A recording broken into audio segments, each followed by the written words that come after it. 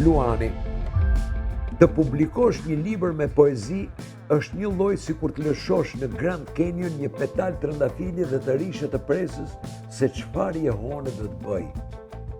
A mund të bëj jehon një petal trëndafili?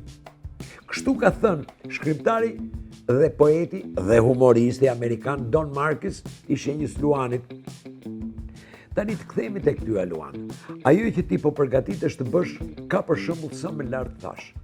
Është një veprim, një ide që ty të pëlqen shumë, por a do të ketë jehonën e petalit trëndafilit? Në qoftë se jehona që do të ketë ajo që ti ke në kokë nuk t'intereson dhe aq, atëherë vazhdo. Se shpesh, ca gjëra, ashtu si kundër edhe poezit, nuk bëhen për të pasur jehon apo zhurmë, bëhen për kënaqësinë e shpirtit. Bëje sepse shpirti yt Luan është më i rëndësishëm se sa jehona.